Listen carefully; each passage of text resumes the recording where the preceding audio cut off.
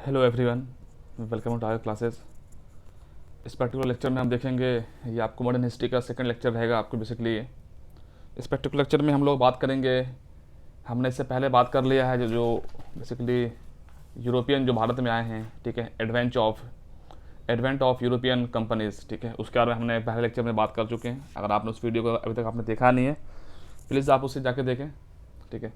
इस particular lecture में हम लोग डिस्कस करेंगे East India Company and nawabs of Bengal, ठीक है। तो ये पर्टिकुलर डिस्कशन में हमारा ये रहेगा, ये पर्टिकुलर जो घटना चक्र से मैं इसको डिस्कस कर रहा हूँ यहाँ से क्वेश्चन। तो घटना चक्र एक फ़ायदा होता है कि आपको जो क्वेश्चन है वो आपको बहुत ज़्यादा आपको मिल जाता है, उससे आपको रिवीजन में बहुत आसान रहता है, ठीक है। ये थोड़ा सा एक अच्छी बात होती है घटना चक्र को लेकर के। तो आप इसे पढ़ लेना, जिससे पढ़ना होगा East India Company and nawab of Bengal, जिसका कोर है, थोड़ा सा आप इसको पढ़ो, थोड़ा सा आप इसको थोड़ा समझ में आएगा, ठीक है। चलिए आगे बढ़ते हैं, कुछ क्वेश्चन मैं देखता हूँ फटाफट।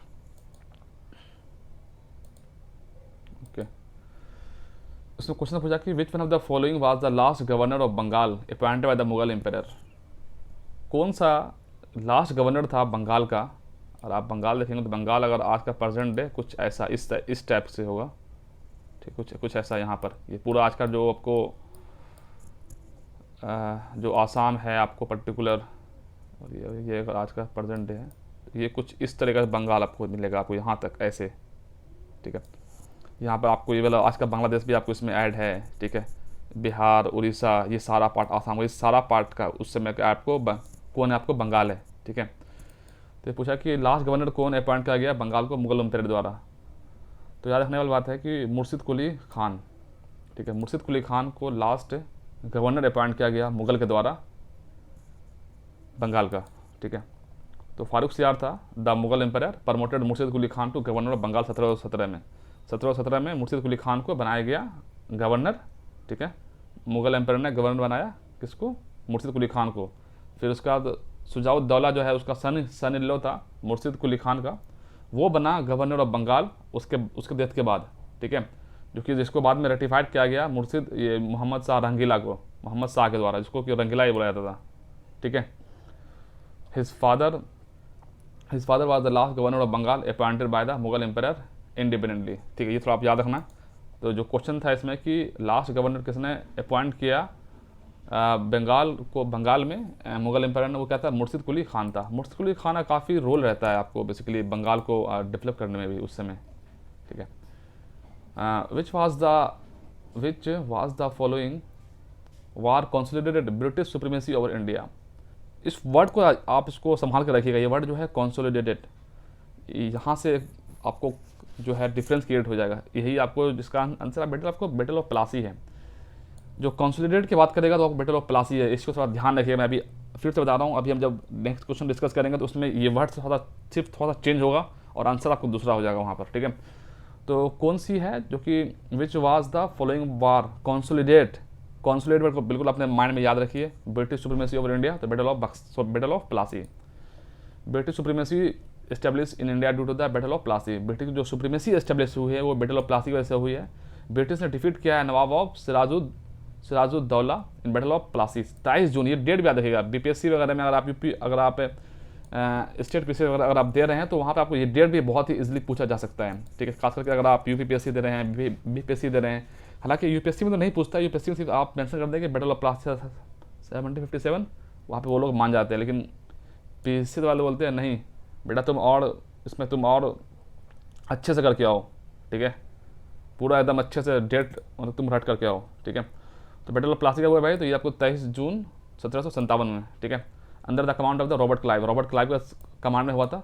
नवाब जो आर्मी है वो under the command of the 3 traitors Jafar, Yar Latif Khan और राय बहादुर, ये सब इसको धोखा दे देते हैं नवाब को, ठीक है।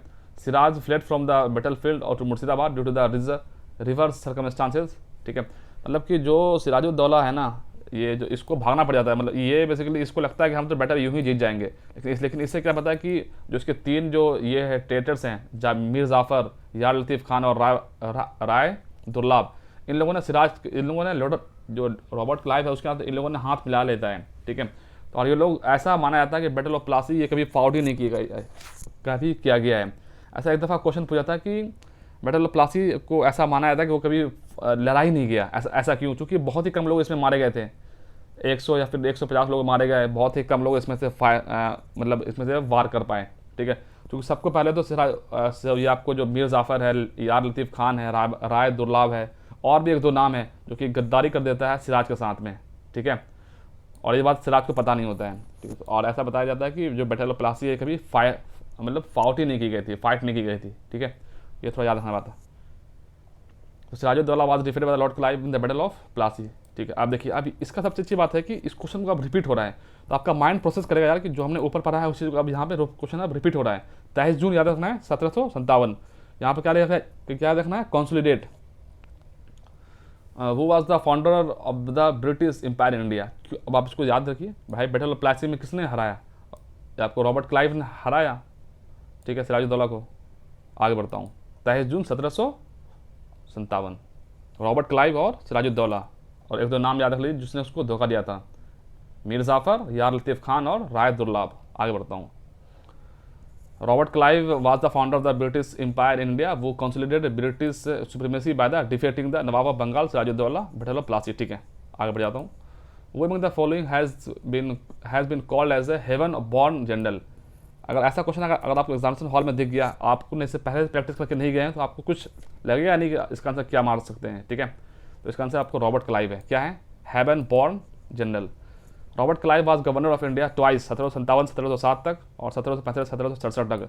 ही force Nawab of Awadh Sirajuddaulah to sign treaty of Allahabad. Shujauddaulah को उसने बोला भाई बेटा तुम ट्रीटी ऑफ इलाहाबाद साइन करो हमारे साथ, ठीक है। 1765 में उसने साइन किया।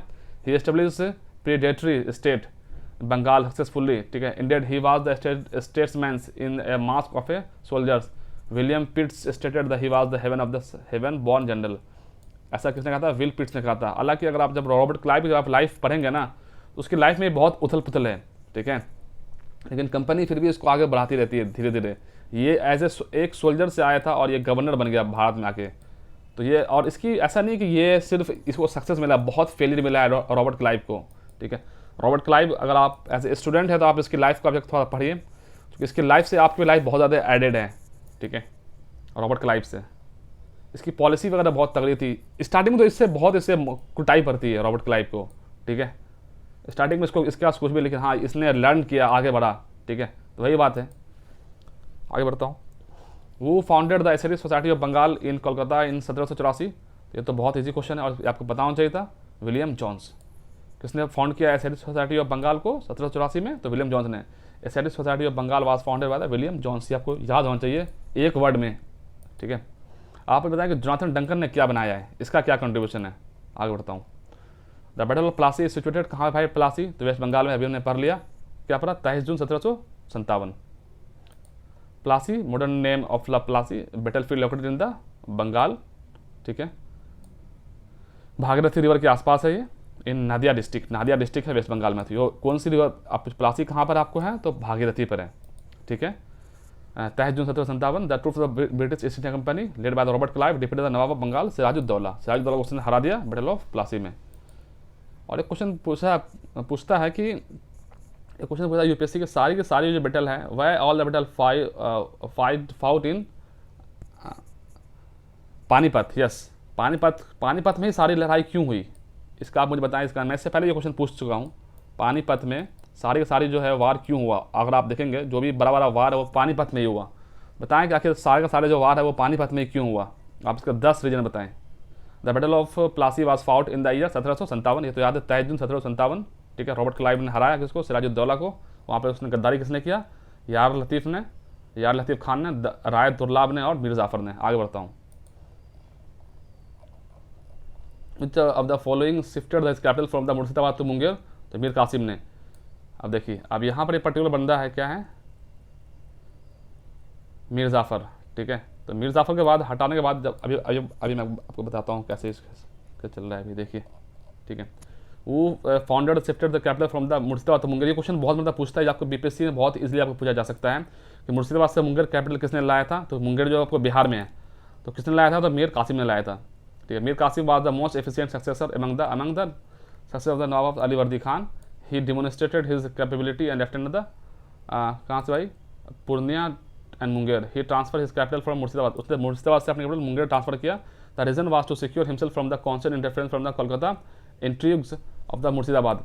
मतलब क्या हो रहा था कि मतलब जो रॉबर्ट क्लाइव जो है ना, वो काफ़ी ज़्यादा इंटरफेयर करने लगे थे in the matter of the जो इन लोगों का जो वर्क था, मीर कासिम वगैरह का, इन सब का जो वर्क था, इसमें काफ़ी उन्होंने इंटरफेयर करने लगे। ठीक है, जब इंटरफेयर करने लगे तो ये चाहे कि भाई कि अब हम भी कुछ तूफानी करते हैं, तो ये लोगों ने, इसने क्या किया, अपने कैपिटल को मुर्शिदाबाद से मुंगेर शिफ्ट कर दिया। उसके पीछे का कारण ये था, ये चाह रहा था कि मैं मुंगेर में जाकर के अपना आर्मी वगैरह तैयार करूँगा, ठीक है, यूरोपियन मॉडल पर, और यहाँ पर मैं मतलब जो गन वगैरह मैं बनाऊँगा ताकि मैं फाइट कर सकूँ किससे, आपको ब्रिटिश से। ठीक है, the reason was to secure himself from the, ठीक है, ही ऑर्गेनाइज हिज आर्मी, उसने अपनी आर्मी को ऑर्गेनाइज किया यूरोपियन मॉडल पर। He manage factory of the arms and ammunitions at Mungers for manufacturing to tanks, matchlocks, gun, मैंने भाई बताया आपको, ये सब कुछ बनाया ताकि हम उससे मतलब फ्यूचर में हम उससे लड़ सकें, किससे, आर्मी ऑफ द ब्रिटेन से। ठीक है, आगे बढ़ता हूँ। अब देखिए, अब यहाँ पे होता है द मोस्ट डिसाइसिव, वहाँ पे मैंने आपको क्या बताया था, इसको थोड़ा वर्ड को थोड़ा देखिए, ये पूछता है भाई क्वेश्चन, यहाँ पे पूछा कि कॉन्सोलिडेट किसने किया है, तो कॉन्सोलिडेट आपको किसने कर दिया, बक्सर ने कर दिया भाई। ठीक है, और यहाँ पे क्या है, डिसाइसिव कौन है भाई, आप देखिए, अब इसने पूछा कि the most decisive battle that lead to the establishment of the supremacy of the British in India, तो क्या है आपको, British the battle of Buxar. तो वहाँ पर क्या था, वहाँ पर कॉन्सोलिडेट था। सपोज करिए कि आपने बीपीसी आपने निकाल लिया, आप एज ए एसडीएम बन गए हो, तो आपने क्या कर दिया, आपने कॉन्सोलिडेट कर दिया। ठीक है, अब आप क्या कर रहे हैं, अब आप यूपीएससी में गए, अब आपने वहाँ पर आईएएस आपने निकाल दिया, तो आपने उसे क्या कर दिया, आपने वो आपके लिए डिसाइसिव हो गया। क्या हो गया आपके लिए, वो डिसाइसिव हो गया। ठीक है, तो क्या है, बैटल ऑफ बक्सर है। तो ये आपको क्या है, 22 अक्टूबर 1764 में ये लड़ा गया। ठीक है, यहाँ पर 3 आर्मी थी, नवाब ऑफ मीर कासिम था, नवाब ऑफ अवध था, शुजाउद्दौला, ठीक है, और मुगल एम्पायर कौन था, शाह आलम सेकंड। ये पूछा जाता है कि शाह आलम सेकंड मुगल एम्पायर कौन था बैटल ऑफ बक्सर में, शाह आलम सेकंड। ठीक है, तो इसको इन लोगों की कुटाई हो गई। ठीक है, तो ये 3 थे, और British army command was handed by the major Hector Munro. ये बहुत बड़ा क्वेश्चन पूछा जाता है कि बैटल जो बक्सर में है, ब्रिटिश आर्मी कौन था उस समय, तो वो आपको हेक्टर मुनरो था। तो इन लोगों ने उसकी कुटाई कर दी। ठीक है, in the battle of the battle of Buxar assured the result of Plassey and establishment the British supremacy of the Banaras at Allahabad across the Ganga. मतलब याद रखने वाली बात है कि बैटल ऑफ जो बक्सर है, इसने पूरा उसको डिसाइसिव बैटल था, और इसने बैटल ऑफ बक्सर ने उसको battle of Buxar assure the result of Plassey, मतलब जो उसने प्लासी में जो काम किया था उसको एश्योरेंस मिलता है बैटल ऑफ बक्सर में। ठीक है, अब तो राजा तो हम ही हैं। ठीक है, and establish British supremacy on the Banaras of Allahabad across the Ganga. The battle of Buxar made the way for the British, prove that there is no strong competitor before British. अब उसका में कोई कंपिटिटर अब वो है ही नहीं। ठीक है, द बैटल ऑफ बक्सर जो है completed what Plassey had begun, क्या जो शुरुआत किया था, according to sir James Stephen. The battle of Buxar deserve more credit than the battle of Plassey as the origin of the British power in India. याद रखने बात है, क्योंकि बैटल ऑफ बक्सर में रियली में इन लोगों ने फाइट किया था, लेकिन बैटल ऑफ बक्स जो प्लासी उसमें तो उन लोगों ने फाइट ही नहीं किया था। ठीक है, so if the result of the both significant battle are analyzed, it can be said that battle of Plassey was won by the treachery, मतलब गद्दारी से, but the battle of Buxar shows the supremacy of the English armies and military skills. Plassey made the English only the control of Bengal, with Buxar raised the political prestige of the company throughout the India. तो ये सब चूँकि इन लोगों ने क्या किया था, इन लोगों ने काफ़ी ज़्यादा मॉडर्नाइज कर लिया था अपनी आर्मी को, एकदम मतलब कि काफ़ी बोलते हैं ना सावधान विश्राम वाला स्थिति, मतलब जैसा बोला जा रहा है वैसा वो लोग कर रहे हैं। ठीक है, तो वैसा उसका सिचुएशन था, उन्होंने काफ़ी ज़्यादा कंसोलिडेट किया चीज़ों को, और उनके पास काफ़ी मॉडर्न गन थे, मॉडर्न सब कुछ था। ठीक है, और हमारे लोगों के पास क्या था भाई, तलवार था, तीर था, तो उससे आप कहाँ से आप उससे फाइट ही नहीं कर पाओगे। ठीक है, आगे बढ़ता हूँ। वो was the ruler of the Delhi at the time of the battle of Buxar. मैंने क्या पूछा, ये क्वेश्चन पूछा जाता है, तो कौन है, शाह आलम सेकंड, या याद रखिएगा आप इसको।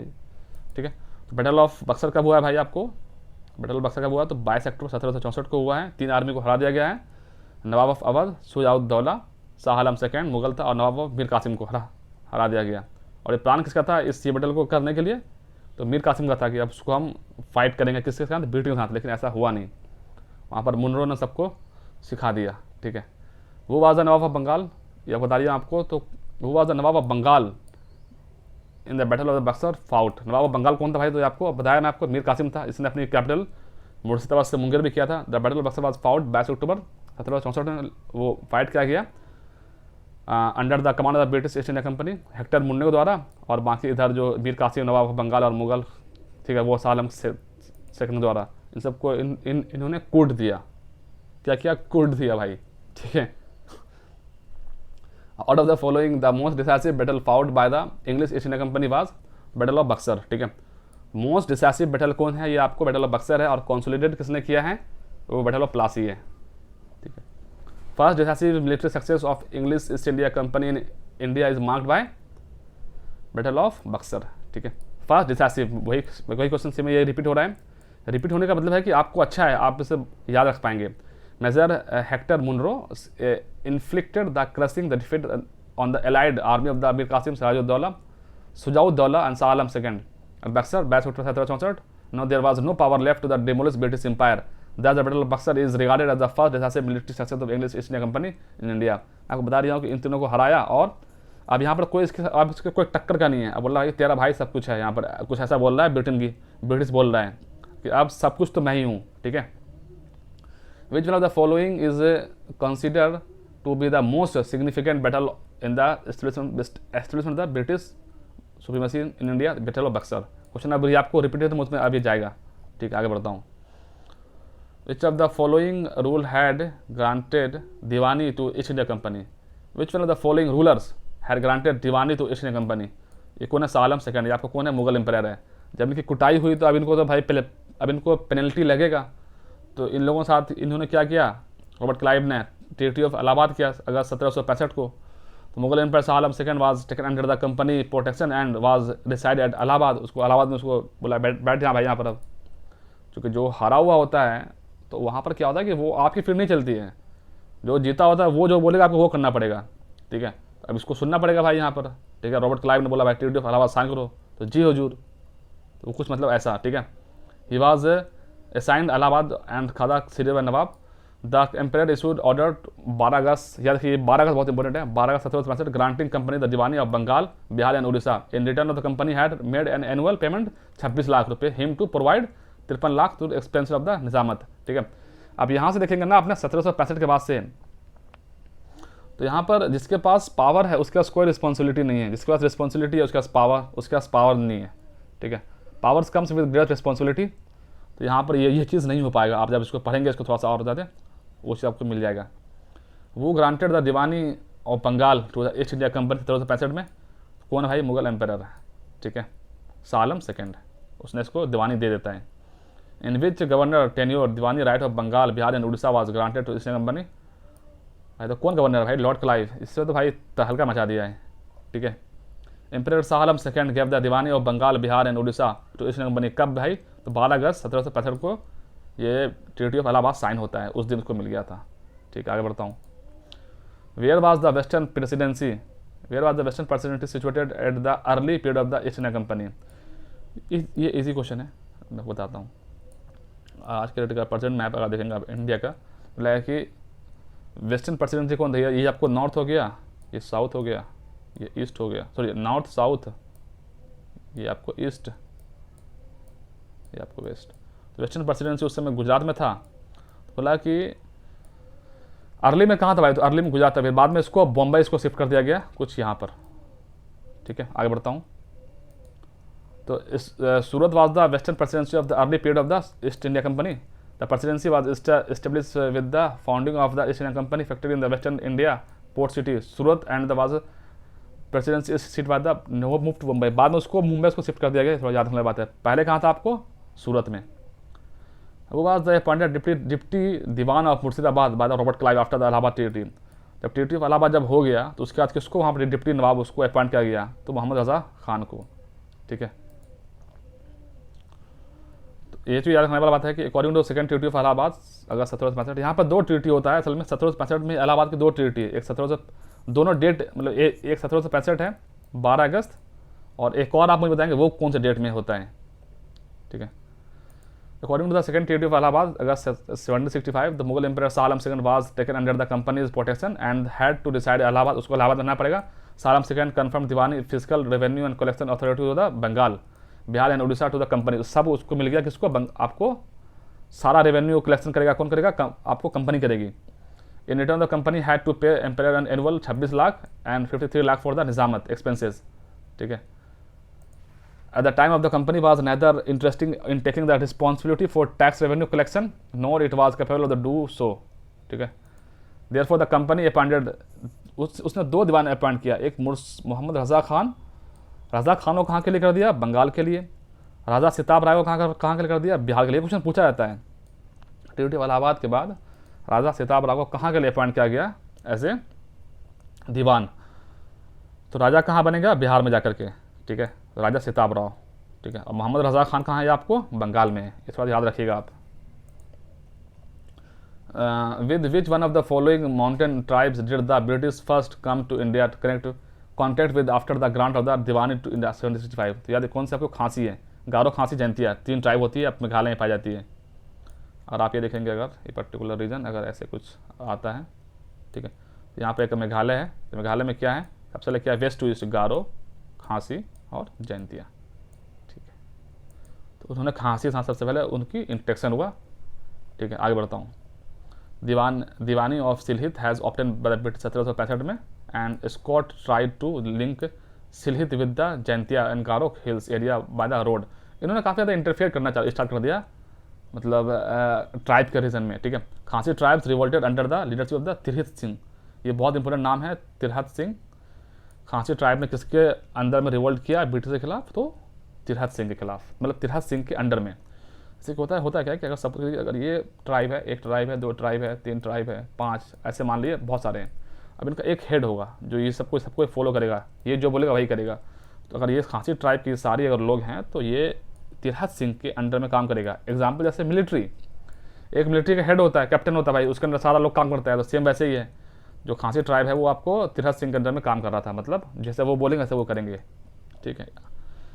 विच the following is the correct chronological order of the battle fought in India 18वीं सेंचुरी में जो बैटल लड़ी गई है उसका क्या क्या क्रोनोलॉजिकल ऑर्डर है, क्या देखना है। तो बैटल ऑफ अंबर हुआ है 1749 में, बैटल ऑफ प्लासी 1757 में, उसके बाद वांडीवास 1760 में, 1764 में क्या बैटल ऑफ बक्सर।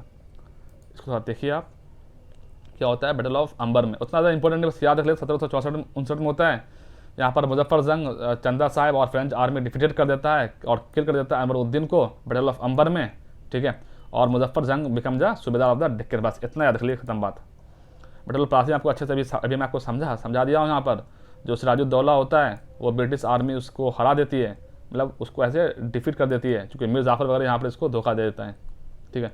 और बैटल ऑफ वांडीवास क्या होता है 1760 में, 1760 में क्या होता है कि it occur between the French and British, French was defeated by the British sir Eyre Coote, Coote ने कूट दिया किसको, फ्रेंच को, ठीक है, ठीक है।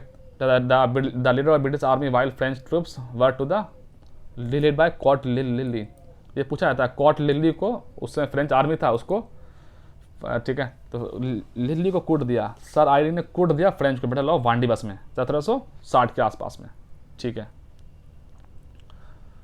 फ्रेंच फिर यहाँ से निकल लेते हैं पतली गली से, ठीक है। आगे बढ़ता हूँ। बैटल ऑफ बक्सर मैं आपको बता दिया हूँ। Name of the French commander वो was defeated in the battle of Wandiwash, तो आपको कोट लिली ने, कूटी ने कूट दिया लिली को, ठीक है।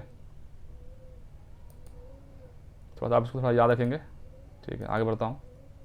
कौन सा जो फ्रेंच का गवर्नर था आपको, काउंट लिली था। आगे बढ़ता हूँ, आगे क्या है भाई।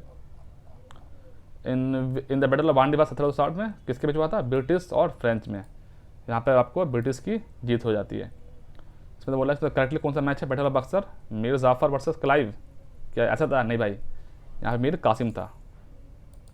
Wandiwash French English east India company, बात बिल्कुल सही है, ठीक है। बैटल ऑफ चिलने वाला और बैटल ऑफ खुदरा, इसको आप देखिएगा जाके थोड़ा सा, ठीक है। हालांकि वो ज़्यादा इंपॉर्टेंट नहीं है, फिर भी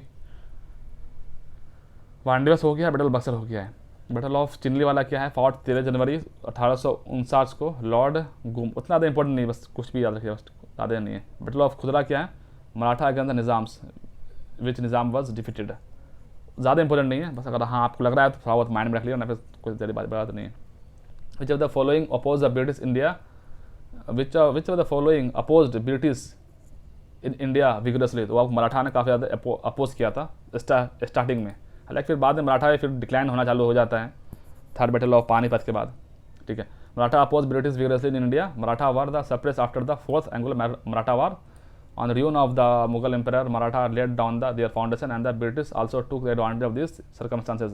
British lost first Anglo-Maratha war badly, and this was ended with the Treaty of Salabai. Wellesley trapped Peshwa as मतलब क्या देखना बात है कि जो ये लोग जो थे ना, क्या नाम इनका, ब्रिटिशर वगैरह इनकी एक पॉलिसी अगर थी तो मैं आपको बताता हूँ कि ये लोग आखिर फाइट कैसे करते थे। सपोज करिए कि मैसूर को हराना है, मैसूर यहाँ पर है, ठीक है, तो ये कभी भी वन टाइम में जाकर के इनको किल नहीं करते थे। ये क्या करते थे, पहली मरतबा गए, उनको मारा, अब देखिए अब वो हार रहे हैं, बोलेंगे गलती हो गया हुजूर, हमसे मिस्टेक हो गया, हम क्या करते हैं, ट्रीटी करते हैं। तो इन्होंने, आप देखेंगे, आप कोई सा भी आप उठा के देख लें आप, तो ये पहले ये ट्रीटी करेंगे, ठीक है, पहले ट्रीटी किया, अब फिर 4 साल बाद फिर उनको लगेगा, जो यहाँ के जो राजा है उनको लगेगा ये तो हमसे माफ़ी मांगे गए हैं, फिर ये क्यों हमसे मारपीट करेंगे, फिर 5 साल बाद फिर से ये वापस आए, फिर से इन्होंने इनको कूटा, थोड़ा बहुत मारा, सब कुछ सेकंड वाले में आए।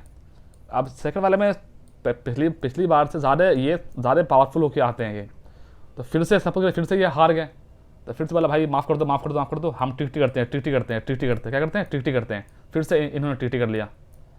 अब थर्ड वाले में आते हैं, तो थर्ड वाले में क्या होता है कि ये तो बिल्कुल उस समय तक सो जाता है, जो यहाँ का जो नवाब होता है, कोई सा भी आप देखेंगे ना, ये एक पूरी पॉलिसी है, मैं आपको सारा, आप जो भी प्रिंसली स्टेट देखेंगे आप सबका उसने यही हाल किया।